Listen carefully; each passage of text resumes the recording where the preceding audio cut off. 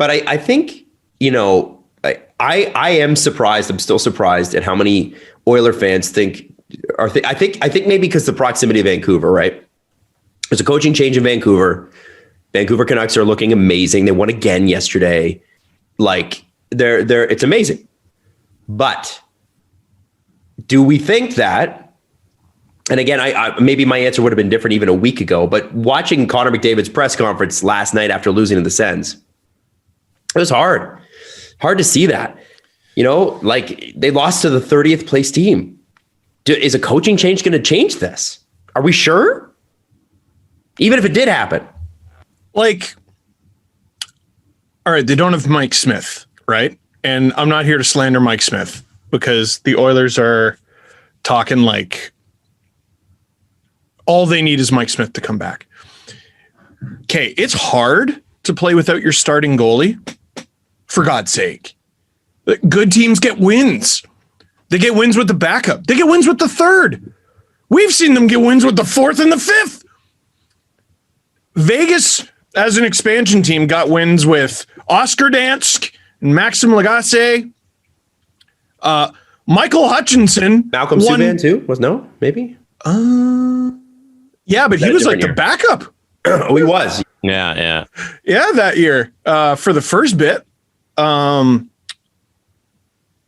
There are other teams too. Like, Jesus, goalies win.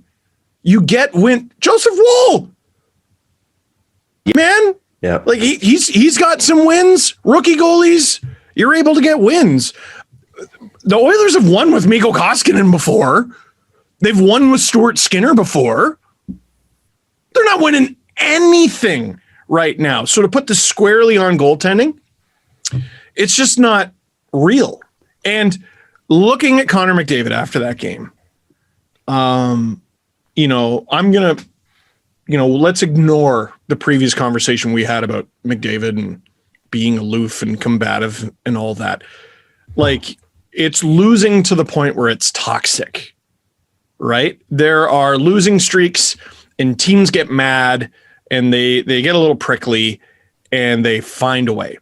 The Oilers are not finding a way, and there's how would you describe McDavid at that press conference? Remembering that that's not just the team's best player, it's their captain. I saw dejected. I saw you know what it is? It's apathy. It's like and you could see it a little bit with the Evander Kane comments. And maybe I'm wrong. Like, maybe I'm misreading the guy, but it just feels like he doesn't give a fuck. And that's the problem, right? Like, Leaf fans, we saw this during the Horacek part of this season, and I think it freaked out MLSE. They stopped selling out games because people were like, why the fuck would I go see that? And the Leafs could sell out anything at any time. When they were at the worst, they were still selling out. And with Connor McDavid, what I see is a guy who's so beyond frustrated. It's like, what's the point? Why would I even get mad? There it is. So it's not about him not caring by nature. Yeah. Yes, you're right. So that was something that I maybe didn't communicate properly the last time. It's not about him not caring by nature. It's that he's broken a little bit in terms of spirit. You can get that back. You can unbreak it. It heals. Who's going to provide the cast? Anybody? Bueller? The Oilers? That's a layup. You got a 3-1 lead on the Sens. Come on. And it was hard fought at the end. One of the Sens scored with a helmet that wasn't even his. Did you see that? Yes. It's a big problem there. But again, they find themselves in a similar situation to the Canucks, like you mentioned, where the Canucks didn't act right away because they were like, oh shit. Like, this wasn't even on the agenda. This wasn't a consideration of ours. Do you think the Oilers considered they would be in this position? No. What's happening right now, like when I look at Edmonton, I'm shocked. And I can't imagine. And that's how I think McDavid has some of that in him as well. Just shock and awe. And because they shouldn't be out of the playoffs this year. The Edmonton Oilers should be a playoff team. And it wasn't in the realm of possibility that the Oilers would miss the playoffs. None of us had them outside of the playoffs. Like they have McDavid and Draisaitl. They just need some people around them and a little bit of goaltending. They'll make the playoffs. And they had support cast scoring last night, by the way, too. Yeah, and that didn't even work. So I would be dumbfounded too if I was just a member of that organization, because it was out of the realm of possibility that you'd be sitting here with 47 games to go, well outside of a playoff spot. Something there.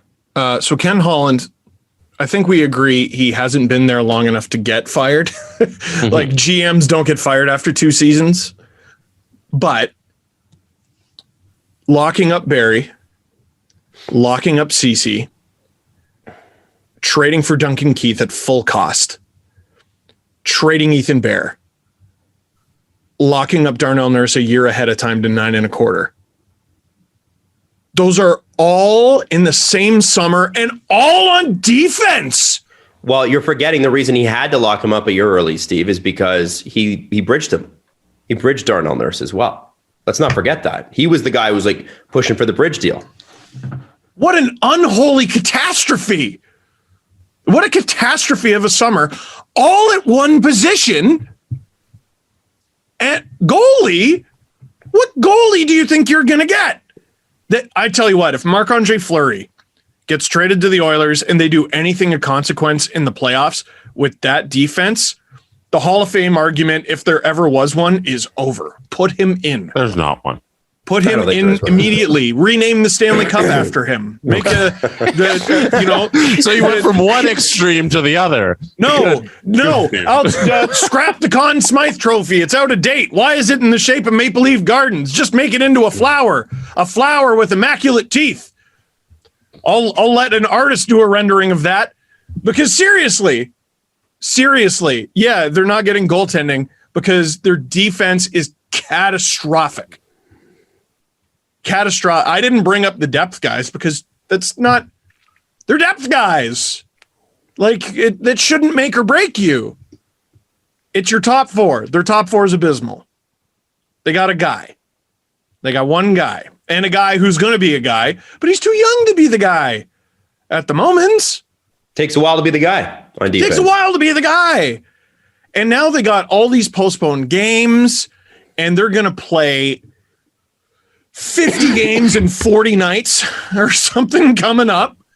And that gives them some runway to make up points. But, oh, my God, is the rest of the season going to be so hard for them. So you've really got 2 options. It's you undo your own moves that you did like 4 months ago, which I don't think any GM is going to do because that's your own moves and you're not going to admit you're wrong. Or you fire a head coach to try and motivate the guys. Or you stand pat and you throw the season in the trash and you have the entire ownership group on top of you upset. Like, so it's just lose situations here. And I don't know which lane to pick. The interesting little thing here is the Oilers farm team, the Bakersfield Condors, is doing spectacularly. And I can't remember the coach's full name. Woodcroft, is it? It's Jim Woodcroft? I'm not sure. Jim is a good hockey guess. I'm going to type in Jim Woodcroft and we'll see. Mike. Is it Mike Woodcroft? That's a good There's guess. a James Woodcroft. Oh, no. Jimmy. No, I don't think it's him. Anyway, it doesn't matter. Ted's a good hocky name too. It is. Ooh. Yeah, but it's a bit of an older one. Yeah. I've seen a lot of Teds lately. Yeah, well, maybe he's like a younger coach, like he suffered an injury and so he started coaching early. It's Blazin Woodcroft or something. You know what I mean? Turbo. Yeah, BLEHYZ''N Blazin Woodcroft. What do you guys do? Do you fire the head coach? Do you trade a bunch of guys? Do you stand pat? You mortgage the future to get somebody in the door for Connor McDavid and Leon Draisaitl. That's what you do. Man, you don't have a future without them. And here's what I was thinking, right? We were talking about the apathy thing earlier. Like, I don't know if this is as bad as it's ever been in Edmonton, but it's close. And what did we say the last time it got this bad? Like when Ken Holland took over, we were like, tick, tick, tick. Connor McDavid, tick, tick, tick. How long is he going to want to be here? And it wouldn't shock me if at the end of this season he said, I can't fucking do this. It wouldn't shock me. Would it shock you? Would Oilers fans blame Connor McDavid for that? No, dude, that's the crazy thing. I've seen a bunch of tweets. Mm-hmm. I've seen a bunch of tweets like, bro, go get it somewhere else. I mean, that's who knows? Maybe trading Connor McDavid is what turns the whole franchise around. Andrew Berkshire sent me a fascinating text today.